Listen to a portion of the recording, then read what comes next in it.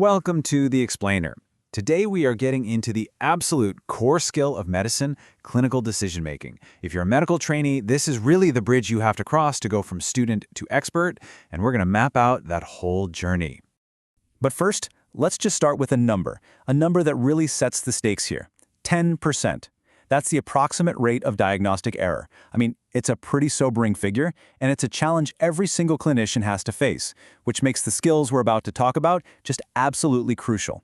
So here's our game plan. We're going to break this down into 5 key parts.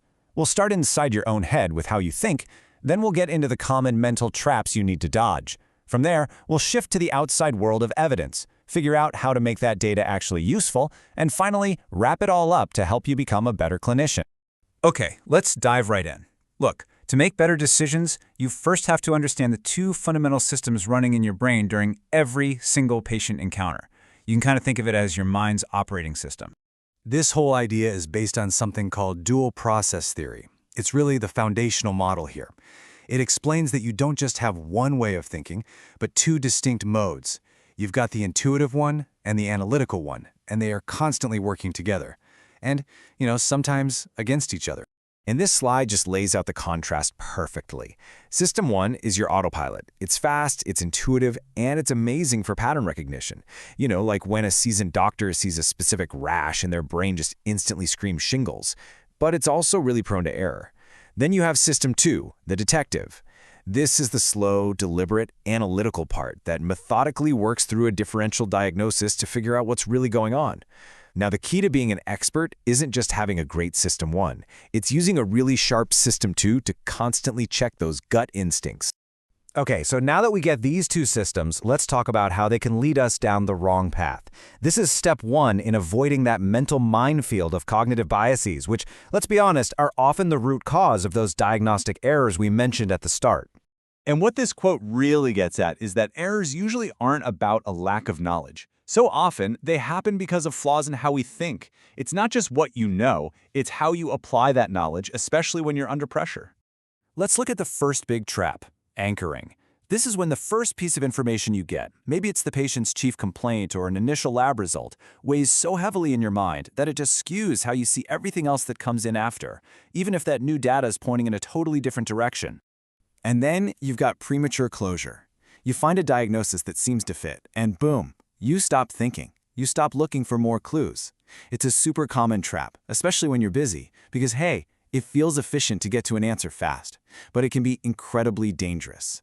And confirmation bias is its sneaky partner in crime.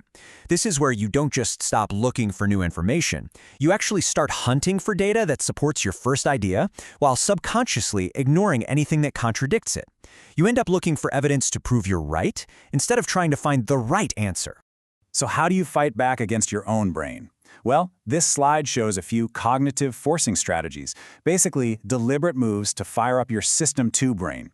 Things like taking a diagnostic timeout to review the case from scratch, or, and this is a big one, actively looking for info that disproves your working diagnosis. These are really powerful ways to break free from those mental traps. All right, now that we've done a little tune-up on our internal thinking process, let's turn our attention outward to the huge world of medical literature. This is the evidence that has to inform our decisions. So, broadly speaking, the evidence you're going to come across comes in 2 main flavors. You've got experimental studies like the gold standard randomized controlled trial, or RCT. That's where researchers actively do something. They give a drug, they try a new procedure. This is our best shot at figuring out cause and effect. Then you have observational studies, where researchers are just that. They're observers. They watch what happens naturally, which is great for finding associations, but it makes it way harder to prove that one thing actually caused another. And it is absolutely critical to understand that not all evidence is created equal. This pyramid shows the hierarchy. Right at the very top, the highest quality evidence you can get are systematic reviews and meta-analyses that pull together the results from a bunch of high-quality RCTs. And way down at the bottom, you have things like expert opinion and individual case reports. Knowing where a piece of info falls on this pyramid is everything when you're trying to judge how strong it is. Now this is where the real skill comes in. It's not enough to just read the studies. You have to know how to take that high-level evidence and apply it in a meaningful way to the actual unique patient sitting right there in front of you. Likelihood ratios, or LRs, are an incredibly powerful tool for this.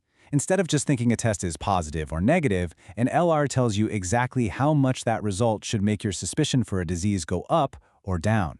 It's basically a way to mathematically update your diagnostic thinking. And you do not need a calculator in your pocket to make this useful. This rule of thumb is fantastic. An LR of 2, 5, or 10 bumps up the probability of a disease by about 15, 30, or 45%. A really high LR gives you a massive boost in certainty, while a very low one can help you confidently rule a diagnosis out. Okay, now when we're talking about treatment decisions, the number needed to treat, or NNT, is one of the most practical stats you will ever use. It boils down all this complex trial data into one simple, intuitive question. How many people, like my patient, do I have to give this treatment to for just one of them to get the benefit we're hoping for? And this example perfectly illustrates why NNT, which is all about absolute risk, is so important.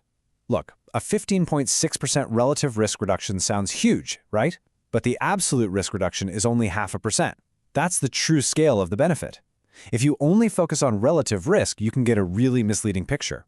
Absolute risk helps you and your patient understand the real-world impact of a treatment. Okay, so let's bring all of this together now. We've talked about the internal stuff, the workings of your mind, and the external world of evidence. Becoming a great clinician is all about mastering the synthesis of the two. This quote just nails it, doesn't it? Excellence in medicine is really a two-part skill. First, you need the ability to critically look at the literature, and second, you need the wisdom to translate that evidence into compassionate, effective care for an individual person. It's the perfect combination of a disciplined mind and the skillful use of data. So, I'll leave you with this question to think about. What's your biggest vulnerability? Is it anchoring? Premature closure? Maybe you need to get a little more comfortable with NNT. Because really, the journey to becoming a better, safer clinician starts with exactly this kind of self-awareness.